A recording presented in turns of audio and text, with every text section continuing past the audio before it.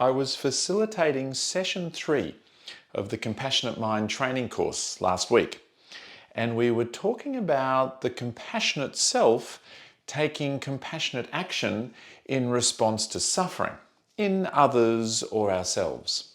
I often speak about 3 key elements to consider: validation, reassurance, and encouragement.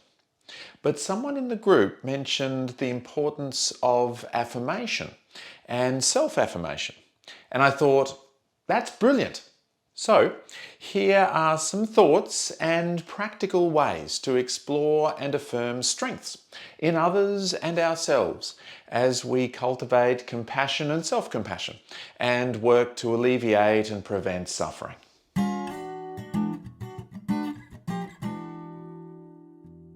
Imagine a little child you love learning to ride a bike. Let's say 4 years old or so. And of course the inevitable happens. They fall off. Let's say they're not terribly injured. They don't have to go to emergency or anything. But they've hurt themselves, scratched their knee, had a bit of a shock. And so there they are, splayed out on the footpath. How might you respond? Well, what you wouldn't do is say, no, no, no, no, no, no, no, oh, you fool, or anything like that. Instead, you might go over to them and say in a kind voice, ooh, that's a nasty one. This would be validation, recognizing that the child's feelings and experience in that moment are valid and worthwhile. Then you might say, everything will be okay. That would be reassurance, trying to soften the child's fears or doubts. You might then do something to help, clean up the sore knee, put on a band-aid, maybe some magic ice. And then you might say, all right, up you get, back on your bike. This would be encouragement, the action of giving the child support or confidence to continue the challenge of learning to ride the bike. Okay, but here is the thing about that last step: confidence. It takes a lot of confidence to keep going, to persist, to cope in the face of suffering. And one of the best ways to build confidence is to affirm strengths. I think it's a great idea to put affirmation right after reassurance and just before encouragement. Affirmations can come in a couple of ways. For example, let's think of the little child who's fallen off their bike. The parent might say, you're trying really hard. I really appreciate the effort you're putting into learning to ride. Or, you're being very brave with this. It isn't easy, but you keep trying.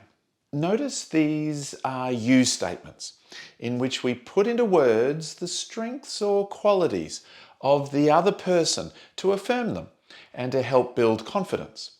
And when we offer these kinds of affirmations, we try to make the strengths and qualities relevant to the challenge the person faces. Perhaps in other circumstances, we choose to affirm the person's persistence and perseverance, or perhaps we affirm their creativity or lateral thinking, or perhaps we affirm their openness or kind-heartedness. The list goes on, but affirming others can really help to build confidence and prepare them for the next step of encouragement. Of course, being genuine about it is really important too. Perhaps even more powerful is helping people to affirm themselves. When we're helping children, of course, we might find ways to affirm them and put their strengths into simple yet powerful words for them. But when we're dealing with adults, we might actually take a more evocative approach. We might ask them, for example, we might ask a person, what would you say are some of your greatest strengths? Maybe even the strengths you've realized you can't live without. I've found it to be inspiring when I ask people this question. The responses are profound and usually very pertinent to the situation the person is in. I asked someone this question during the week just gone, and they thought for a bit and then said, knowledgeable, capable of achieving things I set my mind to, strong, quick to adapt. I mean, it sends shivers up your spine, doesn't it? Hearing someone who is really kind of struggling in their life say those sorts of things about themselves, affirming themselves like that. From there, we might ask a number of other questions. In your life at the moment, how are you using these strengths? What is a time in your life where you brought these strengths to help you to achieve something that you're now most proud of? And then a question that I really like and often evokes some very interesting responses. What are some of the strengths that you kind of suspect you have that you'd like to develop or start drawing on? Perhaps you can hear the flow in these questions. We're really helping the person make a connection with their own strengths, the past successes that they've had associated with these strengths, and maybe even some other strengths that are in there, ready to make their appearance when the time is right. Of course, if people struggle with identifying their own strengths, that's okay. We might just move back towards being the one to affirm them and put what we see as their strengths into words. But the ultimate in some ways, and it's not easy, is when the person is able to self-affirm. Imagine you're going about your day and metaphorically you fall off your bike. In other words, some sort of challenge has arisen or a disappointment, or you face some sort of life difficulty. And so you say to yourself, ooh, that's a nasty one. It'll be okay. What are the strengths I possess that I can bring to this challenge? Well, I am strong and quick to adapt. I can do this.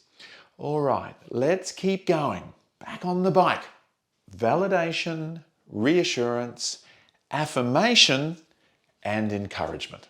Sometimes the trickiest part of compassion is knowing what to say or do that will be helpful, that will alleviate suffering, especially when it comes to self-compassion.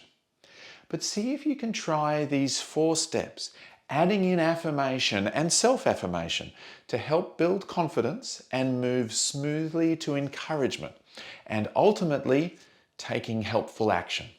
Let me know what you think. And if this video was interesting or helpful, please hit the like button and subscribe. It helps the channel get the word out there about the hows, whys, and wherefores of living a compassionate life.